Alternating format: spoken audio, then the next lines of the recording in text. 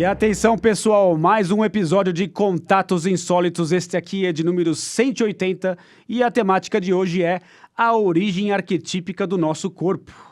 Boa noite, Newton César. Márcio Roberto, para mim isso ainda é surreal, a gente tá frente a frente assim, depois de tanto tempo separado, muito legal. É esquisito, né?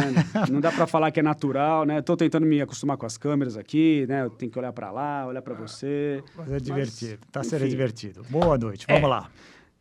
Como sempre, né? Aquela ideia de que é um papo informal, descontraído, com os assuntos encadeados de improviso. E é para errar mesmo, não vamos regravar, não vamos, né, passar de novo, a gente tossiu, errou, falou errado, vai ficar errado, né? Porque essa que é a proposta. Bom, mas vamos lá então, Newton, deixa eu te falar qual que é a temática aqui de hoje, explicar de onde que veio essa ideia, né? Eu estava, mais uma vez, como sempre, assistindo uma entrevista do nosso querido Bernardo Kastrup, quando ele mencionou a pesquisa do Michael Levin. Eu já tinha percebido ele falando sobre Michael Levin em outras situações, mas foi a primeira vez que ele mencionou qual foi o experimento que, a partir daí, ele começou a se interessar pelo biólogo americano, né? Então, em 2013, o que acontece? O biólogo americano Michael Levin, ele fez um experimento com planárias. As planárias são aqueles vermes, né, de água doce, que quando você corta, eles regeneram partes do corpo, né? Então, qualquer parte, na verdade. Então, se você cortar bem no meio assim, vai nascer da cabeça, vai nascer um corpo, e do corpo nasce uma cabeça, se regenera totalmente depois de alguns dias, né? E, sabendo disso, ele fez alguns experimentos com o objetivo de ver se conseguia identificar onde estava a memória desses animais. O que acontece? Ele criou uma série de labirintos dentro de aquários de laboratório, e ele colocou alimentos no final desse labirinto. E, a partir de um certo tempo, as planárias aprendiam a identificar esse alimento, né? Começavam a andar por esse labirinto até encontrar o alimento, e elas aprendiam rapidamente a encontrar esse alimento depois de um certo tempo. E aí passava a ser incorporado isso no comportamento delas, e elas achavam esse caminho facilmente, depois de um certo tempo. Depois de passado, eu não lembro quanto tempo que era exatamente, ele pegou e cortou essas planárias pela metade. Jogou a cabeça fora e pegou o corpo e deixou em outro lugar, né? Esperou a partir desses corpos crescerem em outras cabeças. Lembrando que essas planárias até então tiveram que aprender esse comportamento, né? Foi uma novidade encontrar esse alimento naquele local. E então, depois que cresceu a cabeça desses corpos, reintroduziram essas planárias naquele local onde tinha o labirinto, e elas foram capazes de encontrar o alimento, mesmo sem cabeça, né? Ou, na verdade, assim, com uma cabeça completamente regenerada, onde os neurônios ficam ali, né, localizados. Então, qual que é, assim, acho que o grande mote para o papo de hoje, né, que eu quero alavancar a partir daqui? Como é que fica aquela crença generalizada de nossa ciência de que a memória se encontra dentro do cérebro? E o cérebro é responsável por esse armazenamento, em um experimento desse tipo, por exemplo, né? Que é cortado ao meio esse animal, e a partir daí, com uma cabeça completamente nova, teoricamente não era para ele se lembrar de absolutamente nada sobre esses eventos passados, elas não interessam, elas voltam a lembrar, né? E conseguem achar esse caminho até encontrar o alimento. Então, assim, é um experimento bastante desconcertante, né? A partir do qual eu desenvolvi essa ideia de que, afinal de contas, onde está a memória, né? E, a partir daí, desenvolver toda essa concepção que, logicamente, é especulativa, mas que se encontra em alguns lugares aí descosturadas. A gente vai amarrar aqui para tentar desenvolver essa ideia da origem arquetípica do nosso corpo, de repente, o nosso corpo não conter todas as informações, assim, obviamente, né? O nosso corpo, que eu quero dizer aqui, a parte visível, né? A parte que nós conhecemos do nosso corpo, não conter todas as informações necessárias para que a gente funcione. Então, eu já vou passar para você fazer os seus primeiros comentários, aí depois eu vou seguindo aqui o meu texto, que eu confesso a você que não tive tempo de estudar, mas vamos lá, né, que eu vou tentar aqui me relembrar daquilo que eu escrevi, porque faz tempo que eu escrevi esse texto, mas vamos lá. Legal. Não, enquanto eu vou enrolando aqui, você dá uma lidinha aí. Em primeiro lugar, é sempre bom a gente não, pelo menos eu faço questão de deixar claro, episódio 180, número redondo, vamos celebrar, porque cada número redondo desse é importante, né? Afinal de contas, são anos fazendo isso. Muito bem. Sensacional esse experimento, bem legal. dá uma machadada e uma facada no coração daqueles que sempre achavam que o sistema nervoso em geral e o cérebro em particular seria o repositório de toda a parte racional, consciencial e memorial de todos os indivíduos. De novo, uma das frases que eu adoro falar seria de se esperar que as pessoas pensassem assim, que a sociedade pensasse assim, pelo potencial, por tudo que o cérebro representa, né? Mas o avanço na nossa possibilidade de exploração, de tecnologia, está mostrando que tem algo a mais. Esse componente consciencial que pode se desdobrar em várias coisas, dentre elas a memória, que estão além do espectro físico e da parte material, que seria o cérebro, né? É mais um exemplo, né? É interessante porque, assim, lógico que há uma correlação inegável entre cérebro, memória, cérebro e mente, né? Não temos como negar isso, né? Inclusive, já teve alguns acidentes de percurso ao longo do caminho, onde pessoas com lesões no cérebro fizeram essas pessoas perderem a memória em locais específicos, hipocampo, e outros locais, afetando não só a memória, né? Mas outras funcionalidades do cérebro e da mente dessas pessoas, né? Então, é bom a gente deixar claro desde o início aqui que não há esse intuito de a gente fazer uma desconexão total entre cérebro e mente ou entre cérebro e consciência. Mas também essa crença, né, de que está tudo dentro da caixa craniana também, esse é o ponto que a gente vai questionar aqui, né? Então, assim, há essa correlação, mas correlação não é a mesma coisa que causa, né? Porque também temos esse paradigma muito solidificado dentro da ciência de que o cérebro causa a consciência, ou de que a consciência seria, pelo menos, uma consequência, um aspecto secundário da atividade cerebral, né?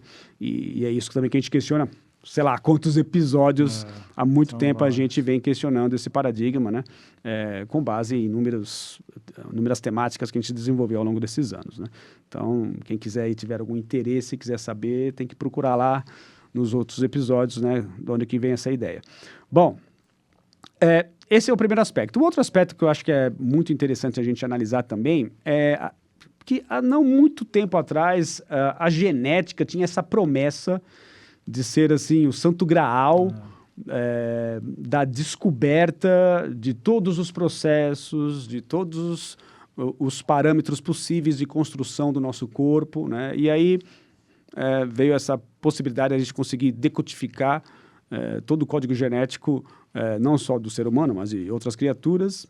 E aí? E cadê isso, né? O famoso projeto Genoma Humano, que prometia explicar a vida e a morte, foi concluído e, para a decepção da maioria, o número de genes, não me lembro agora se é 23 mil ou 26 mil, muito parecido com criaturas bem inferiores a nós, em termos evolutivos, e não nos deu todas as respostas possíveis e imagináveis. E pior, com o desenvolvimento de outras pesquisas, foi se mostrando que a genética é parecida com aquele... Vou fazer uma heresia agora. É parecida com aquele axioma muito antigo da antiga astrologia. A antiga astrologia, antes dela se desmembrar da astronomia, que era na parte dos... como é que eles chamavam mesmo? Na época dos gregos, não, né? Não, antigos. Mas eu vou me lembrar.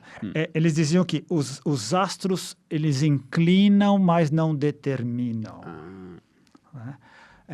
Então, achava-se que a genética determinava tudo o que vai acontecer. Não só da cor dos olhos, como do tipo de doenças que você vai necessariamente ter, vai padecer, quanto tempo vai viver, etc. Ela ainda é importante, o nosso material genético é único, é exclusivo, é peculiar, mas mostra-se que ele não determina tudo o que acontece com a gente, e com a descoberta e com o reforço e a consolidação da epigenética, que é o que você vai falar daqui a pouco, uma outra página se virou na história da humanidade para entendimento do que é a vida e como a gente se desenvolve aqui, né? Muito bem colocado. De fato, a epigenética veio com essa ideia de que o ambiente também é responsável por ligar e desligar certos genes, né? E que isso influencia bastante na determinação de um desdobramento possível no desenvolvimento de algum órgão ou de uma doença, seja lá o que for, né? Então, o ambiente influencia bastante, né? Então, já tira um pouco desse mito de que o código genético, por si só, resolveria todos os mistérios em relação à formação do nosso corpo. E a epigenética coloca mais ingredientes nessa direção de que, opa, vamos sair aqui desse determinismo, né? E vamos tentar entender a coisa de uma forma mais holográfica, digamos assim, né? Então, esse é um aspecto legal também. Então, assim, algumas pessoas dizem que muito provavelmente o DNA é mais parecido com uma fábrica de tijolos, ou, vamos dizer assim, uma casa de material de construção, digamos assim, onde esse material é importantíssimo para a construção de um prédio, de um edifício, de uma casa, seja lá o que for, mas comparando com o nosso corpo, faltaria muita coisa, ou seja, isso por si só não explicaria. A gente precisaria do quê? De engenheiros, de um projeto, de computadores, de uma empresa com transporte, com caminhões, etc., para dar conta de conseguir explicar como que o nosso corpo é tão perfeito, assim, em termos de química, bioquímica, reações diversas, secreções. É muito complexo, né? Agora, na minha recém-pós-graduação em neurociências, a gente percebe, cara, de uma complexidade tão absurda, a gente não faz ideia o quão complexo é, que você fica, assim, extasiado com esse nível de complexidade, porque foge muito do nosso conhecimento, principalmente o nosso conhecimento do dia a dia, do cotidiano, né? Onde o nível de complexidade vem crescendo cada vez mais, né? Temos que lidar com muita informação, chegando a todo tempo para nós, mas o nosso corpo lida com um nível de complexidade, a homeostase, né? Essa tendência ao equilíbrio, esse esforço que o nosso corpo faz para vencer a entropia, por exemplo, é muito mais complexo do que a gente consegue imaginar, né? Então, eu acho que esse ponto também é muito interessante e também nos coloca para a direção que se encontra além do físico, né? Então, o que você acha a respeito desse aspecto em particular? Só lembrando que eu tomo nota porque, como um bom ancião, às vezes eu me perco. Eu não tenho esse bom vício, digamos assim. Primeiro, me lembro do que eu queria falar antes, era os alquimistas, que antes reuniam todos os conhecimentos e depois do iluminismo foram separados nas ciências naturais e as ciências ocultas. Então, foi aí que a astrologia se separou da astronomia. O teu exemplo da complexidade do corpo humano me fez lembrar, que está perfeito, me fez lembrar de um conceito que eu li outro dia, tentar me lembrar do nome dele agora, talvez eu não lembre. Acho que é Timothy Morton, é um filósofo recente que acho que em 2008 ou 2012, depois eu vou me lembrar, ele criou o conceito de hiperobjeto. O que é hiperobjeto? Não conheço. É uma entidade, um conceito, algo físico que é tão complexo que demanda várias pessoas com várias perspectivas diferentes para poder dar conta minimamente de como a gente pode entender aquilo. Qualquer coisa muito complexa é um hiperobjeto. Por exemplo, a economia. É muito fácil as pessoas acharem. A economia é fácil de entender. Compra e venda, demanda e oferta. Não. Analisa isso de pontos de vista diferentes, você vai ver que é muito mais complexo e muito dinâmico. A evolução humana não é assim, nós não viemos do macaco e fomos uma sucessão de primatas que vieram para frente. Não, é muito mais complexo. Em outras palavras, quase tudo, a crise climática é um hiperobjeto, não é simplista. O grande problema é a gente tende a encarar os hiperobjetos como situações, circunstâncias em que a gente pode dar uma explicação simplista, usando exemplos e comparativos.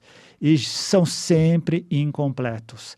E as pessoas continuam brigando por explicações e tentativas de explicações simplistas, quando, na verdade, a solução dos problemas acaba não acontecendo porque não se encara a situação como um hiperobjeto que demanda muitas perspectivas, muitas abordagens, muitas maneiras de se olhar. Muito bom. Eu não conheço o trabalho desse cara aí, não. Mas é interessante, porque dá para enfiar algumas coisas aí nessa concepção de hiperobjeto. Né? É aquela ideia que a gente bate a tecla sempre, que o pessoal da teoria integral diz. Sem a possibilidade de encarar perspectivas diferentes, de tentar elevar o nível de consciência, a gente vai estar olhando a realidade sempre de baixo para cima e tendo no máximo flashes de entendimento do que ela é e do que ela pode ser, mas muito longe daquilo que ela verdadeiramente é. Muito bom. Fez até lembrar daquela metáfora do elefante, dos cegos, né? Apalpando o elefante. Né? A gente vai falar aqui... Que assim, é milenar, que é milenar. Que aquela ideia, né, de um cego apalpando uma tromba, o outro cego a pata, o outro cego a cauda, e todos eles brigando para definir, né, que o animal que eu estou apalpando aqui tem um formato, sei lá, de uma corda. Não, tem o formato de um tronco. E eles todos brigando, na verdade, estavam apalpando o mesmo animal, né? Que é o elefante. E essa ideia das diferentes perspectivas só serem válidas se elas se juntarem na descrição de algo maior, né? O que o pessoal da teoria integral diz? Eles dizem, nesse caso, quem estava certo? Todos estavam certo, vírgula, parcialmente. Exato. Exatamente. E talvez seja o nosso caso aqui também em relação à origem arquetípica do nosso corpo. Sem dúvida. E aí, cara, por que eu coloquei esse título, na verdade, a origem arquetípica, né? Porque me parece, e agora apelando para as filosofias orientais, né? E inclusive depois o próprio esoterismo se apropriando de velhas ideias, né? Daquela ideia do dupletérico, né? Que seria uma cópia num universo sutil do nosso próprio corpo. E aí, para falar sobre isso, eu vou fazer uma bifurcação aqui, tá? A primeira delas em relação à diferenciação entre essência e aparência, que foi, inclusive, a temática de um episódio que nós fizemos há muito tempo atrás. Eu não vou lembrar o número dele agora. E depois vou falar sobre a questão do dupletérico. Então, assim, que eu acho que é fundamental, e o Bernardo Kastrup advoga muito em relação a isso, de quanto é incompleto, né? Também fazendo um casamento com essa ideia dos cegos e o elefante, quão incompleta é a imagem que nós temos das coisas, né? O acesso que nós temos às coisas físicas, né? O que nós chamamos de coisas físicas. Então, por exemplo, se eu vejo a imagem do seu rosto, você está chorando, você está triste, eu sei mais ou menos como é que é esse estado, porque existe toda uma expressão facial, as lágrimas estão escorrendo pelo seu rosto, então eu faço uma ideia de que tem algo em você que está te deixando triste. Porém, toda a complexidade do universo subjetivo, que é o que está acontecendo dentro de você, eu não tenho acesso. Então, é lógico que a tristeza é muito maior e tem muito mais nuances e níveis de complexidade acontecendo dentro de você, a lembrança de um episódio ruim, né, que te remeteu a essa situação, você não está se sentindo bem hoje, tudo isso eu não tenho acesso. Eu tenho acesso apenas a uma imagem que é representativa desse estado, mas o estado completo, e completo a gente pode até questionar até que ponto ele é completo de fato, porque pode ter muitos aspectos inconscientes atrelados a esse estado, só você possui, né? Então, acho que esse é o primeiro aspecto interessante de a gente pontuar aqui. E o outro lado da bifurcação é justamente esse apelo para o dupletérico, de ser uma cópia do nosso corpo, ou seja, tanto para dentro, e para dentro ele pode ser literalmente para dentro, como todos os órgãos que você possui, que eu possuo, que eu não tenho acesso, assim como o para dentro, que seria para fora, entre aspas, né, da parte que nós estamos vendo como física, como o caso do dupletérico, por exemplo, de serem aspectos talvez arquetípicos ou extrafísicos, e aqui vou usar o extrafísico no sentido de que se encontra além dos nossos sentidos aqui que utilizamos, que de repente já carregam esse projeto, digamos assim, desse edifício, projeto dessa casa que precisa ser construída, né? Então, o que você acha? Bem colocado. Primeiro, de trás para frente, essa parte arquetípica, essa parte de que acho que o termo perispírito, muitos termos foram popularizados, dupletérico, foram muito popularizados pela doutrina espírita, e aqui, como um dos países em que mais vingou, chama a atenção para esse fato de que existe algo além do que a gente chama de corpo físico, ponto, né? Muitas pessoas experimentaram, muitas pessoas chegaram a ver, às vezes não com os olhos físicos, mas conseguiram ter percepção desses tipos de corpos, e isso acabou virando com perdão do trocadilho, um corpo de conhecimento. As filosofias perenes falam disso também faz tempo com outros tipos de vocabulário. No mínimo, em 4 perspectivas de vida, além da consciência de vigília, eles dizem que existe a consciência sutil, a consciência causal, a consciência testemunhal e para chegar na consciência não dual, que seria o profundo, etc. Também estavam dizendo isso. Existe algo além disso que a gente pode perceber, algo além desse avatar nessas coordenadas de espaço-tempo em que a gente está navegando. Muitas pessoas falam sobre isso, vêm falando sobre isso, escrevendo sobre isso, lecionando sobre isso, porque experimentaram. Exato. Não só porque uns estudaram, nunca experimentaram e dão aulas disso. Nada contra, é possível. Mas muitos experimentaram e passam isso para frente com o vocabulário, com o cabedal que lhes cabe de acordo com o seu nível de consciência cultural, etc. Né? Então, algo tem. O problema é que, como a gente já conversou várias vezes, a história nos mostra como foi que o processo se deu. No momento que o iluminismo chega com as ciências naturais e dá conta de explicar uma série de coisas desse mundo material, vamos dizer assim, com toda razão e com todo mérito, acabou criando um tsunami que acabou varrendo para baixo todo o resto que existia antes e separou o famoso secularismo, separou o que seria fora do material para tudo que é religioso e não material, com toda a pecha negativa que isso teve, e toda a realidade foi reduzida a todo o materialismo, com todos os problemas que a gente já destacou em vários dos nossos episódios, inclusive o não reconhecimento da existência da consciência. Exato. E o puro acaso de tudo que existe. Né? Então, mas enfim. Mas você estava falando, cara, e me ocorreu justamente, vou ser obrigado a falar sobre isso agora, porque eu acho que vai acrescentar muitas coisas aqui no que a gente está tentando desenvolver, que é o seguinte, que é o problema difícil da consciência, né? Uhum. Então, você falou sobre o secularismo, né, e essa divisão, esse racha, né?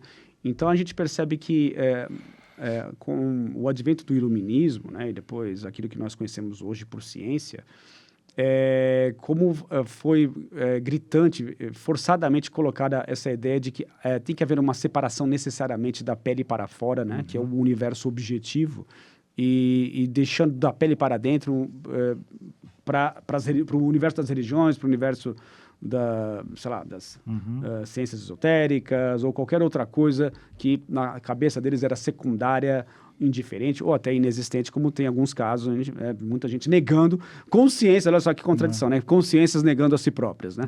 E é muito estranho isso, porque a experiência, que é o universo subjetivo que nós possuímos, por definição, a primeira coisa com a qual nós estamos familiarizados. Ao nascer, a primeira coisa que você tem é a experiência. Todo o resto, conhecimento, habilidades, são aspectos secundários. Então, a consciência ela é também primal e fundamental nessa questão da ordem em que as coisas acontecem. E você tem toda uma ciência, né, toda uma tecnologia que foi construída, por quê? Por consciências, e os cientistas não sabem do que se trata a consciência ou consideram um assunto não muito relevante. Por sorte, ou talvez por mérito de algumas pessoas, ou ombros de gigantes sobre os quais nós assentamos, nos últimos anos esse assunto vem ganhando cada vez mais o interesse da ciência, né? Então, a própria filosofia da mente, o idealismo metafísico, que Bernardo Kestra, porque é um dos grandes advogados do idealismo metafísico, vem ganhando força cada vez mais no universo da internet, e justamente apontando para essa lacuna absurda de como pode a experiência mais primordial que nós temos ficar para escanteio e a gente vai lidar apenas com o mundo objetivo aqui, sendo que sem consciência você não consegue absolutamente nada, nem a mínima interação possível com esse universo objetivo seria possível sem consciência, né? Então, eu acabei me lembrando disso. O que você acha? Não, genial. E vários historiadores atribuem esse evento ao fato de que, antes, como o domínio do conhecimento reconhecido estava na mão dos religiosos, o clero estava muito vinculado aos reis, aos dominantes, e ao apoiarem os reis e os dominantes e apoiarem toda aquela estrutura escravagista, dominante, nada democrática, etc., eles se outorgaram o direito de dizer como funcionava a vida e a morte, o funcionamento das coisas. Aqueles que queriam estudar cientificamente as coisas tinham um bloqueio, não conseguiam acessar isso. No momento que o iluminismo acontece e essa fração, essa cisão acontece, uma das minhas frases favoritas, seria de se esperar que se separasse mesmo até para poder criar espaço para poder se pesquisar. Sim. No começo, as grandes ciências chamavam-se ciências naturais. Tanto é que o livro do Isaac Newton, Princípios Matemáticos das Ciências Naturais, era uma coisa só. E o que aconteceu décadas e séculos depois? Foram se formando pequenos núcleos científicos. Criou-se biologia, criou-se física, criou-se química. Por quê? Para dar mais atenção a focos específicos de núcleos de conhecimento específicos. Seria de se esperar que isso acontecesse. Mas também seria de se esperar que mais na frente, legal, depois a gente vasculhar todas essas subdivisões, voltássemos a reunir tudo, porque o conhecimento com C maiúsculo é tudo isso. Não fizeram. E toda a parte que é chamada subjetiva foi colocada a escanteio e foi taxada de religioso, não científico, pseudociência, que quando se quer humilhar e que se quer xingar se diz pseudociência. Parênteses, existe falcatrua? Existe gente mal intencionada? Existe gente tentando passar, usando metodologia científica para tentar a aprovação de picaretagem? Existe, isso sempre aconteceu, mas o assunto aqui é outro. A ideia seria reunir nesse corpo de conhecimento e sabedoria, Sofia, tudo junto. Dá trabalho. Quando o grande Isaac Newton, por exemplo, ao mesmo tempo em que ele cria as leis básicas da física clássica, ele também dedicava tempo a descrever a topografia do inferno. Isso foi apagado, né? Porque muita gente dizia, tá vendo? Não dá. Ou você dedica para uma coisa ou para outra. Mas tá ali a tentativa de um cara que era um alquimista que estava tentando. Não, eu não posso separar as coisas. Eu tenho que tentar entender tudo. Né? E olha só, são corpos de conhecimento imissíveis da maneira como a gente analisa hoje. Mas no universo consciencial tem espaço para tudo. Sim, sem dúvida. Muito bem lembrado, cara.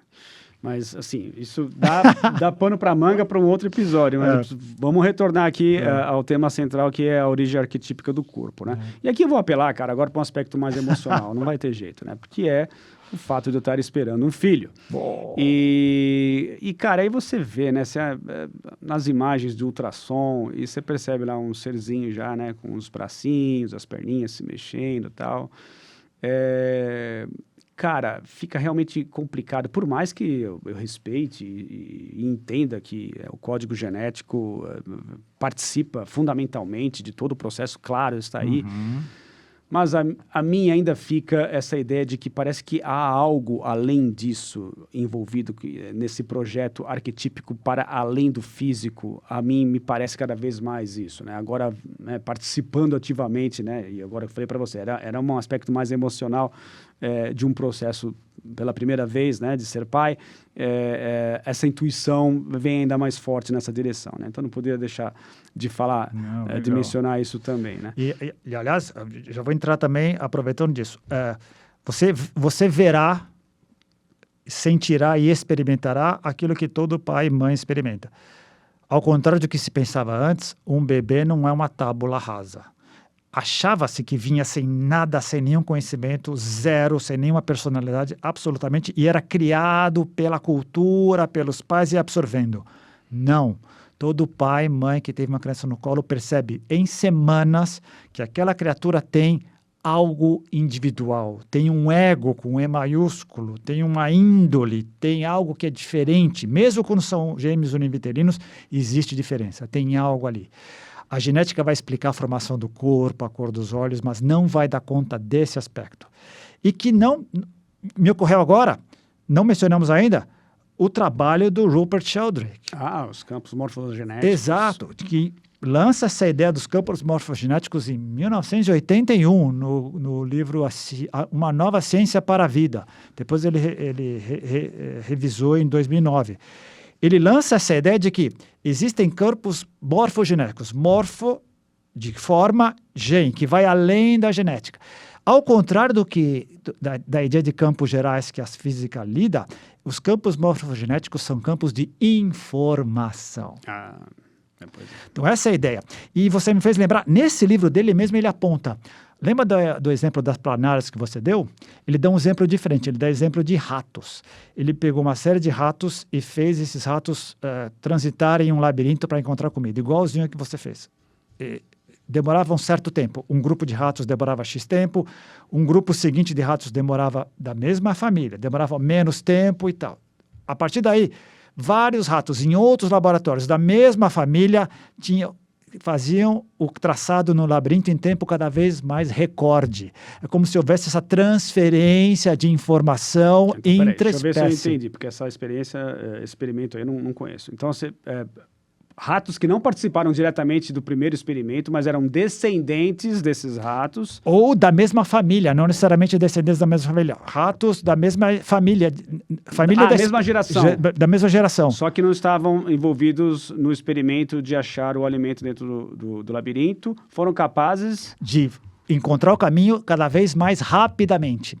Na verdade, é aí que está embutida a ideia do centésimo macaco. Pois é, que foi temática de um episódio de Contatos Sinceros. Supostamente, também. Quando um grupo de indivíduos de uma mesma família de seres consegue atingir uma porcentagem X de um tipo de atividade, isso seria transpassado para todos os demais membros dessa família, dessa espécie, facilitando o aprendizado disso. Eles continuam, não é automático, eles não nascem com conhecimento, mas vai reduzindo a velocidade. Sabe um jogo agora muito famoso de palavras chamado Wordle? Que são 5. Não conheço. Em português tem um jogo chamado Termo, e em inglês é o Wordle. Acho que o inglês é o principal, é o pioneiro. A ideia é, você tem 5 chances para encontrar uma palavra de 5 letras. Então você chuta lá, por exemplo, você chuta lá coisa. E se você acertou a letra na posição certa, aparece verde. Se apareceu a letra na posição errada, mas na palavra, aparece em amarelo. Enfim, é um jogo para o cérebro, etc. O Sheldrake está num movimento agora, no mundo inteiro, da teoria dele é a seguinte. Quando a palavra do Wordle vem de manhã, as pessoas demoram X tempo para poder encontrá-la. Ao meio-dia, quem começa a fazer ao meio-dia, a velocidade da pessoa encontrar a palavra é menor. E assim por diante, ele está tentando cronometrar isso no mundo inteiro. Seria mais um aspecto para tentar corroborar essa ideia de que um conhecimento que foi conseguido por um grupo de pessoas se transfere para uma série de outras pessoas depois. É muito difícil, existe fuso horário, uma série de outras coisas, mas a que nível a gente está chegando? Isso aconteceu com os ratos, está acontecendo com uma série de outros experimentos, e reforça essa ideia. Existe uma informação que vai além da genética, que se transpassa. Ele disse que esse campo informacional seria passado através da ressonância mórfica, em que a formação das árvores, das criaturas, dos bebês, das plantas, etc., já teria praticamente moldada na semente original, no óvulo, na semente que estava ali, no projeto primitivo original. É impressionante de uma semente como se dali vem uma árvore gigantesca com todos aqueles aspectos. Onde está isso? Só na genética? Segundo ele e muitos outros cientistas que advogam isso, só a genética não explica. Muito bem, muito bem. Não, várias coisas que você mencionou aí, mas me faz realmente voltar ao aspecto da questão dos arquétipos, né? A gente apelando agora para o Jung, que é essa ideia de padrões, né? De padrões de comportamento, né? E padrões também, muitas vezes, geométricos, digamos assim, de que seriam da natureza, né? Se formarem. E aí alguns podem argumentar, mas ainda que a gente leve em consideração isso ser verdadeiro, você tem toda uma evolução no universo físico que ocorre, e isso vai ocorrer em função dessa troca com o ambiente que não necessariamente possui uma relação com algo extrafísico. Tudo bem, mas talvez uma coisa influencie a outra, e talvez, por mais que haja um arquétipo, digamos assim, de corpo humano, tanto é que eu coloquei até aqui, você vê a imagem que eu coloquei aqui, depois eu vou subir lá no YouTube para colocar a imagem do Leonardo da Vinci lá do... como é que chama aquela desenho? Vitroniano? Isso, exatamente, né? Que essa ideia de um projeto de um corpo, né? Ainda que haja isso, talvez seja uma via de duas mãos, ou seja, por mais que possa haver, de repente, uma estampa, ou digamos assim, um padrão extrafísico envolvido na formação do corpo, como duplo etérico ou algo assim, muito provavelmente que, de repente, muito provavelmente não, digamos assim, me parece plausível de que o desenvolvimento evolutivo no universo físico tridimensional possa também fazer alterações também, né, nesse molde, digamos assim, né? Porque senão, cara, fica uma coisa assim, né? Como é que você justificaria a necessidade de uma encarnação ou a necessidade de você passar por essa experiência que nós estamos aqui, passando nesse exato momento aqui conversando contigo, né?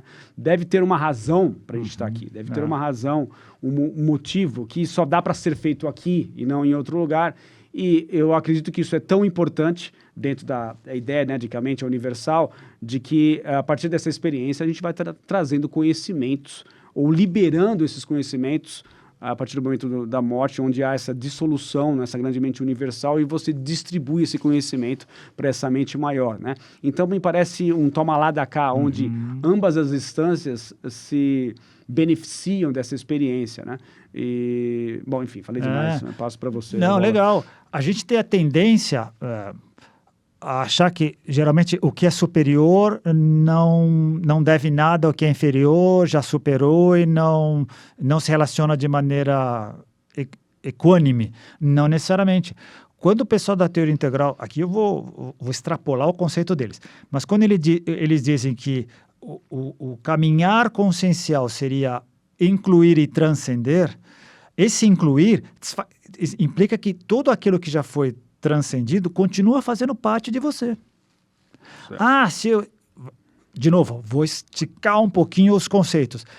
Porque fulano trabalha muito do chakra cardíaco para cima, isto é, ele é mais amoroso, compassivo, etc. Significa que ele perdeu totalmente a capacidade de reagir, de instintiva? Não, tá lá, os chakras básicos continuam lá. Ninguém pode ser privado disso. Se você precisar para a sua sobrevivência ou para a sobrevivência de alguém que você queira reagir com violência, com agressividade, você precisa ter isso à sua disposição. Tá lá. O fato de você ter aquilo sob seu, não controle, que a gente não gosta muito dessa palavra, mas sob a sua administração e gestão de uma maneira mais ou menos harmônica, não quer dizer que ele foi abortado. Porque é uma abordagem inclusiva e não excludente, né? Então, é diferente. Vamos incluir e transcender, né? E não excluir, né? Não faz parte da ideia deles. E a gente tende a achar... A gente já conversou sobre isso também. Assim como do lado de cá de Greenwich, a gente deu muita bola para a parte física, o material, e chegamos longe, fomos longe. Temos 2 robôs em Marte agora. E o pessoal do Oriente não deu tanta bola para isso. Essa ideia de que no Oriente, a desvalorização do corpo também foi uma coisa muito prejudicial. Inclusive, fazendo uma alusão ao que a gente está falando agora, sem o corpo, sem esse repositório, não tem essa vida aqui. E para estar aqui, para existir o Sansara, deve ter uma razão. Não é para se jogar fora. Senão não haveria para que estar aqui. Seria só um grande nirvana e estaremos lá. Viemos para cá, estamos passando por isso, dor, sofrimento, corte, uma boa razão para isso tem. Como sempre, é o caminho do meio ali, é ficar cruzando constantemente esse meridiano de Greenwich para lá e para cá, consciencial, que dá as melhores respostas. Com certeza, né? Você tocou num ponto agora importante, né? Que é essa perspectiva do Oriente, né? De supervalorizar o subjetivo e não dar muita bola para o objetivo, e o Ocidente é justamente o contrário. Lógico que quando a gente fala Oriente e Ocidente, a gente está se referindo às antigas tradições, né? Porque no mundo moderno, infelizmente, contaminamos, né? Inclusive o próprio Oriente com o nosso estilo de vida ocidental, e está todo mundo mais ou menos na mesma pegada. Né? É onde os textos principais das filosofias perenes começaram. É bem claro, de um lado e de outro. Que é muito interessante, quem se dedicou a estudá-las em todos os aspectos dos dois lados, percebeu que a parte esotérica, isto é, aquela parte que tende a levar o discípulo, o praticante, à realidade não dual, é muito parecida, se não igual. Sim. São as estruturas religiosas que depois construíram dogmas, hierarquias e uma série de coisas para poder mascarar aquilo e criar uma estrutura exotérica com X para o grande povo. Mas a ideia original interior era: você tem o seu caminho aqui, vá longe, existe um corpo aqui que pode te servir, existe uma sanga que pode te servir de parâmetro, quando você precisar de referência, aqui estaremos. Sim, sempre existiu. Sem dúvida. E essa ideia de que, se a gente for no simbólico, né, considerar o simbólico como uma forma muito importante de você entender essas filosofias, você vai perceber que há realmente uma sincronicidade, né, ou como eu posso dizer assim, um alinhamento, digamos assim, nuclear, digamos, né, dessas filosofias na sua essência, né? Onde a parte mais literal acaba sendo muito discrepante, porque foi justamente nessa sistematização de transformar religiões ou filosofias em instituições ou em sistemas de poder que você foi se diferenciando do restante e também se justificando, né, apontando o dedo, dizendo, a minha religião é melhor do que a deles, porque eu tenho aqui esse feudo, eu preciso ter fiéis ao meu lado. Isso foi construindo toda uma estrutura que foi se diferenciando dessa essência original, que era aquilo que eles estavam enxergando no início, né? Então, aí você já tira essa caracterização de uma filosofia perene para algo mais literal, né, onde o fundamentalismo religioso aparece, enfim, aí a coisa fica realmente fora de controle. É um exemplo claro de que é possível haver regressão. Eu tenho uma experiência fantástica, eu quero compartilhar com os outros, mas para me proteger, eu sou fundamentalista, eu sou egocêntrico, no máximo etnocêntrico, eu e minha turma. Eu não consigo enxergar aquilo além do outro, porque o outro é o inimigo. Quando eu crio o outro, como diz o grande Upanishad, eu já tenho um inimigo. Agora, outra coisa, uma ideia que me veio agora te ouvindo, essa ideia do criar lá, ir para lá e para cá, dos outros dois, do Oriente e do Ocidente, enquanto um estava valorizando muito o corpo, o outro estava valorizando muito a mente. Então ficou patente durante décadas e séculos e milênios a diferenciação entre corpo e mente, e um dos tópicos de hoje. Nas últimas décadas, nos últimos anos, tem havido essa aproximação, esse estudo consciencial, e acho que eu cheguei até a falar nos nossos episódios. Eu comecei a ler livros e alguns textos em que o termo escrito era corpo e mente, trazendo a junção já, eu não posso separar um de um outro. Até recentemente eu vi já sem o hífen. Então, corpo-mente é uma coisa só. É a gente que dá essa interpretação dual, que é o grande pecado do iluminismo, é o grande pecado da humanidade, a grande separação. Exatamente. É difícil a gente assimilar tudo. Dá trabalho, teria que baixar a guarda de uma série de conceitos que a gente tem culturais para poder entender isso como botar a consciência no meio da equação. É difícil. Mas tem um monte de gente boa na ciência, na espiritualidade, fazendo isso a rodo. Exato. Muito bem. Muito bem. E assim, a ideia dos arquétipos também serem, lógico, tudo isso que a gente está dizendo, que a gente está especulando, né? A gente se dá esse direito, né, de fazer isso, sabendo que é simplesmente um exercício que nós gostamos de fazer. Aproximação, né? É uma aproximação, né? Não estamos querendo inviabilizar aqui qualquer pessoa que queira dizer que estejamos menosprezando a ciência, nada disso. Né? Não, não tem ao nada contrário, né? Tudo que fazemos honrando a ciência, honrando tudo que nós já conquistamos, mas dizendo que tudo isso é insuficiente para explicar tudo aquilo que existe ou explicar o nosso estilo de vida, etc. Né? É importante frisar isso, né, cara? Mas, voltando à questão da origem arquetípica, cara, o que você acha dessa ideia, então, do duplo etérico ser uma cópia ou do projeto, digamos assim, já vamos dizer assim, usando uma linguagem que vem ou advém, né, do espiritismo, né, no mundo astral, digamos assim, né, o duplo etérico, e isso ser uma espécie de um molde que, além do código genético, está dando ali as orientações, né, ou colocando as proteínas no lugar certo, ou seja, dando subsídios físicos, né, para que haja ali possibilidade de você construir algo, de você ter esse projeto extrafísico, dando o norte para que, né, da mesma forma que você falou, como é que uma sementinha gera uma árvore tão gigantesca, né? Parece plausível para você essa especulação? Então, esse eu acho fascinante. Parece, é bem antropomórfico, né? É bem... E você projetista, sabe bem. Antes de eu construir a casa, eu tenho que ter um projeto. Então, faz todo sentido eu ter um projeto antes. Faz todo sentido eu ter um molde, uma maquete, né? A primeira... um lado meu diria, no passado, é assim, ponto final. Porque está escrito, está dito e faz sentido. Depois, o outro lado meu diria, não, é muito fácil, está simplista demais. Hoje eu te diria o quê? Se está descrito desse jeito, porque algumas pessoas experimentaram e enxergaram. Pode ser que esteja desvirtuado pela maneira como elas se exprimiram e se expressaram do que elas estavam vendo e experimentando. Mas alguma coisa há aí sim. E de outra, por que tem que ser uma coisa de chofre? Quer dizer, sai daqui direto para volta para o profundo ou não, ou vira pó? Por que não pode ter fases intermediárias se muitas coisas na vida, se não tudo, se mostram como processos? Exato. E processos implicam etapas. Né? Faz todo sentido. Faz todo sentido.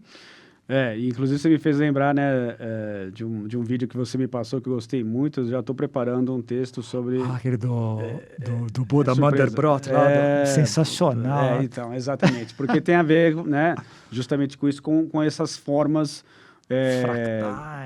fractais, ou essas formas que parecem ser universais, né? Essas formas geométricas universais. A matemática em si, Fibonacci, o que é isso? Números áureos, o que é isso? Exatamente. A gente descobriu, alguém parou, observou, caramba, olha o girassol, olha a nuvem. Isso é sensacional nosso, né? Isso é bacana. Alguém observou, sentou e começou a fazer relações. A ideia, por exemplo, das mandalas, né, como sendo um padrão também, as pessoas que passam por experiências com substâncias psicodélicas também se referindo às formas geométricas, que parece ser uma experiência incomum. Arquetípicas, muitas delas. Então, assim, há muitos indicadores, né, apontando para essa direção, né? Então, me parece interessante a gente trazer essa conversa para a mesa aqui, né, e também dividir isso com os nossos seguidores. Os 428 seguidores que nós temos, né, os heróis que estão aqui nos prestigiando no nosso canal, de que parece haver uma pré-formulação daquilo que nós estamos passando aqui. Ou seja, a mim me parece assim, uma experiência pré-moldada, digamos assim. Você vai passar por esse tipo de experiência, com essas características, porque é o tipo de experiência que é necessário para você aprender tais coisas. Ou trazer de volta informações ou conhecimento que de que outra maneira seria impossível obter, né? Então, aquela ideia de que Deus... Desculpa, deixa eu inverter aqui. De que nós seríamos os olhos pelos quais Deus enxerga a si próprio, né? Então, Deus envolvido completamente na experiência, né? O universo, o cosmos, envolvido imersamente nessa experiência, não tem como se observar a si próprio. Mas se ele se dissocia, né? Ou se zilhões de partes eles se dissociam e começam a se virar contra si, né, nesse olhar diferenciado, e cada ponto de vista é singular, né, pela sua angulação, pelo seu posicionamento no espaço-tempo, acaba dando esse feedback diferenciado para que Deus conheça a si próprio. Né? Genial. Então, acho que está relacionado com isso também. Né? Tá. Você acabou de descrever basicamente como é que Sri Aurobindo descreve a involução, quer dizer, sai de Deus, sai do profundo, se desmembra, para jogar. É daí que o Stanislav Grof usa essa analogia e chama um livro dele de jogo cósmico. E a gente já conversou sobre isso.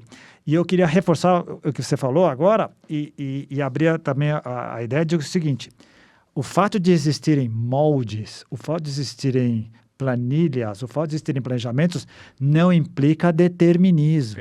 Isso é importante. Mas como é que você faz essa análise excluindo o determinismo da jogada? A única maneira que eu faço é que não faria sentido. Para que eu vou criar um videogame, um grande jogo, que já com todas as peças marcadas, se eu já sei todo todas as possibilidades que existem, não tem aprendizado aí. Só vai ter aprendizado se eu puder ser surpreendido pelos movimentos da coisa. Essa dissociação tem que ser com dissociação com D maiúsculo. Aí sim. Aí porque sim, senão não tem graça. Exato. Não tem graça. Recai também num episódio anterior que nós falamos sobre essa analogia, né? De você jogar xadrez consigo mesmo, porque vai estar sempre sabendo, né, o que vai acontecer na sequência. Mas também essa ideia de que me parece que talvez a coisa tenha sido espontânea em um primeiro momento. A coisa que eu quero me referir a isso, né? A vida, né?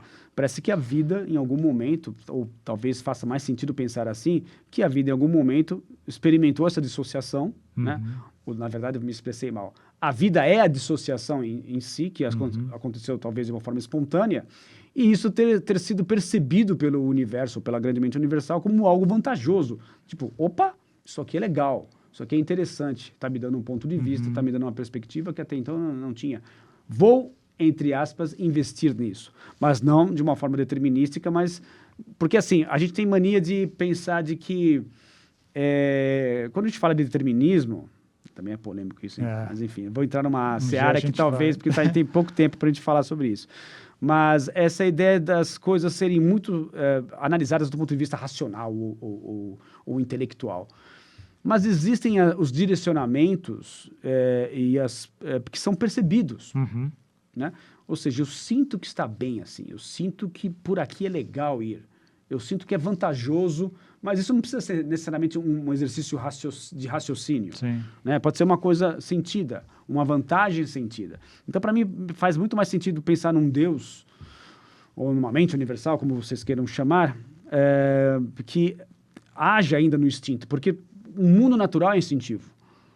Somos uma exceção, ao que parece, até o momento, pelo menos, né? Pelo menos nesse planeta, uma das poucas exceções, se a gente for considerar, sei lá, paquidermes, as baleias, os golfinhos, poucos animais com essa capacidade, né, de efetuar a metacognição, de parar e perceber, opa, o que está acontecendo aqui, né? Eu falei dos animais superiores, né, nos primatas, mas não sei se isso acontece de fato com eles, né? Mas a gente deduz, né, especula-se que, de repente, esses animais consigam... pelo menos se perceber, né? Na frente do espelho, acho que alguns primatas se percebem, se reconhecem, né? Enfim. Perdi o fio da meada. Tá falando do determinismo. Então, dessa ideia do se sentir, da direção sentida e de se perceber que instintivamente é bom seguir por aqui, vou continuar experimentando dessa forma. E não necessariamente algo determinado mentalmente, como um plano. Né? De novo, o que a gente faz aqui, por isso que o nome é Contatos Insólitos, a gente se atreve a especular. No limite do nosso conhecimento e, mais ainda, no limite do nosso desconhecimento. Sim, com que certeza. É fantástico. O que a gente tenta fazer, que eu acho que é bacana, é tentar fazer esse omelete de vários tipos de tipos de conhecimento que nos permitam enxergar um pouco além. E não se conformar com a mesmice. E, inclusive, tentando refazer os mesmos conceitos várias vezes, que é um dos tópicos que a gente conversou na semana passada. Podemos revisitar assuntos já vistos anteriormente, porque já não somos o mesmo, já pensamos de maneira diferente de muitas coisas, com relação a muitas coisas. Outras nem tanto, ainda resistem. Não quer dizer que a gente já tenha chegado no ponto X. Rascunhar o código-fonte do profundo é um exercício fascinante. Como é que esse cara bolou isso? Hoje, a gente fica fascinado como é que a inteligência artificial faz o raciocínio dela. A gente sabe como é feito, por probabilidade pura e simples, e ainda a gente fica embasbacado nessa capacidade.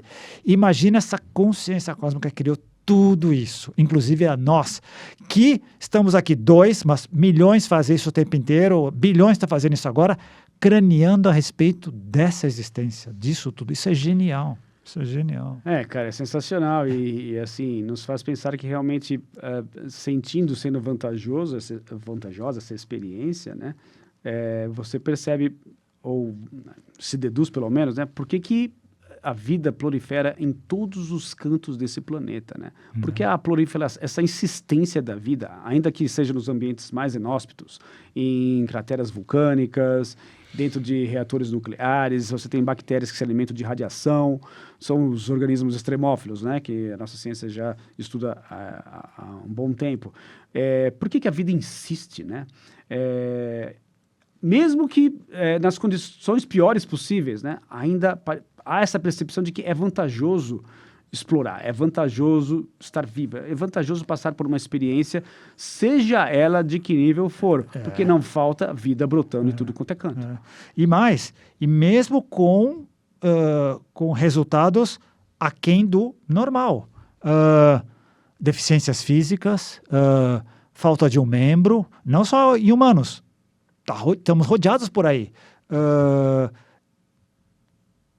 Seres que morrem muito cedo, tudo é parte do experimento cósmico, e aí que reforça essa ideia de que, de novo, é uma crença, mas reforça essa ideia de que o profundo não tem conhecimento disso, ele soltou os dados e está aprendendo com tudo isso, de maneira equânime.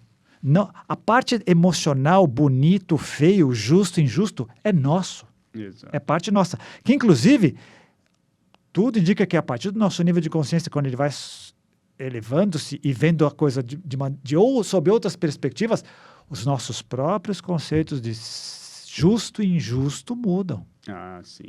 Mas a gente vai entrar num outro patamar, né? Muda. Não, cara, aí dá pra viajar muito na maionese. Mas, enfim. Deixa para outro dia. Eu acho que... Bati até aqui no microfone aqui agora. Eu acho que assim, mais próximo do final, cara, o que...